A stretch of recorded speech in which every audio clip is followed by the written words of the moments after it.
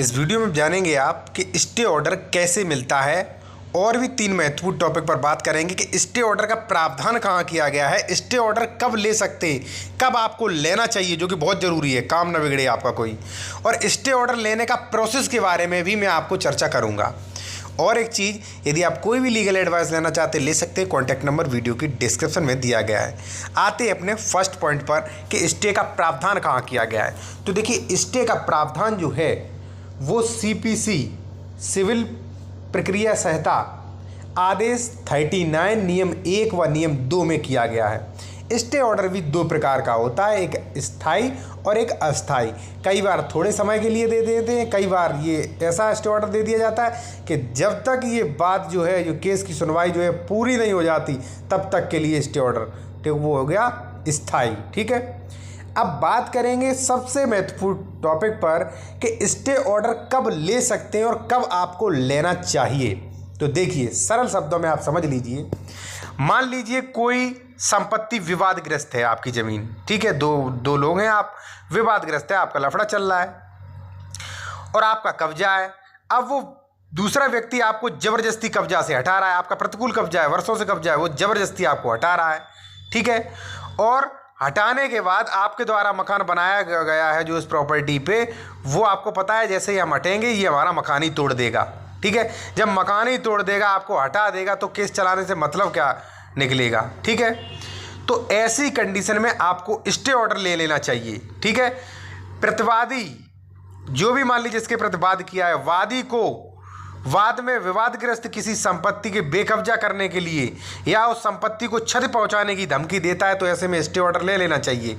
फिर मैं आपको एक चीज़ उदाहरण दे दूं, जैसे मान लीजिए भाई आपकी कोई पैतृक ज़मीन है, आपकी कोई ज़मीन पड़ी है, ठीक है, आप उसका बंटवारा कराना चाहते हैं, मेड़बंदी कराना चाहते हैं, आपको लगता है कि फलाना व्यक्ति कब्जा किए हुए ज़्यादा हमारी ज़मीन पे, ठीक है, आपने जो है केस डाल दिया। अब वैसे ही केस डाला, वो मान लीजिए उस पर मकान बनाने लगा, उसका आशा ये है कि जैसे ही मैं मकान खड़ा कर दूं इसकी मेड़बंदी हो नहीं पाएगी। ठीक है, तो आपको न्यायालय से रिक्वेस्ट करनी चाहिए कि महोदय ऐसा करिए, आप इसमें जो है स्टे ऑर्डर दे दीजिए, वरना जो है जो भी प्रतिवादी है वो इस पर मकान बना लेगा और मकान बनाने के बाद मेड़बंदी हो नहीं पाएगी, फिर कोई मतलब नहीं निकलेगा इसका वाद का। तो पहले से ही आप स्टे ऑर्डर, यानी कि जैसा है वैसा अभी पड़ा रहने दो, स्टे ऑर्डर लेना बहुत ज़रूरी है। मान लीजिए कोई सरकारी विभाग है, आपका घर बना है, उसने कहा सरकारी जगह पे, और उन्होंने नोटिस पकड़ा दिया आपको तोड़ने का। ठीक है, तो आप जो है केस कर दीजिए और आप वहाँ पे स्टे ले लीजिए, क्योंकि स्टे लेना ज़रूरी है। अगर मान लीजिए आपने स्टे नहीं लिया तो मुकदमा चलता रहेगा, आपका मकान तोड़ दिया जाएगा। जब मकान तोड़ दिया जाएगा तो फिर काहे का मुकदमा चलेगा भाई, मकान तोड़ने के बाद फिर क्या मुकदमा चलेगा। ठीक है, तो पहले से स्टे ऑर्डर लीजिए कि महोदय ये जो बात हमने किया है इस पर जो है स्टे ऑर्डर दे दीजिए, वरना हमारी अपूरणीय क्षति हो जाएगी। ठीक है, एक चीज़ मैं आपको और बता दूं कि स्टे ऑर्डर लेने का प्रोसेस क्या है। तो देखिए, ऐसा नहीं है कि डायरेक्ट स्टे ऑर्डर मिल जाए, आपको डायरेक्ट प्रार्थना पत्र दीजिए स्टे ऑर्डर मिल गया, ऐसा नहीं होता है।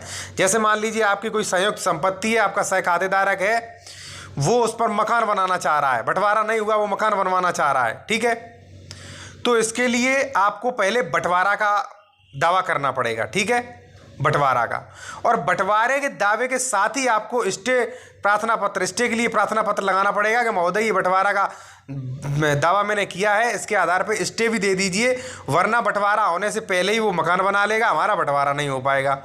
ठीक है, तो इस प्रकार से स्टे बहुत ज़रूरी होता है। कोई भी आपका कमेंट हो तो पूछ सकते हैं इंस्टाग्राम पर, लिंक वीडियो की डिस्क्रिप्शन में दी गई है।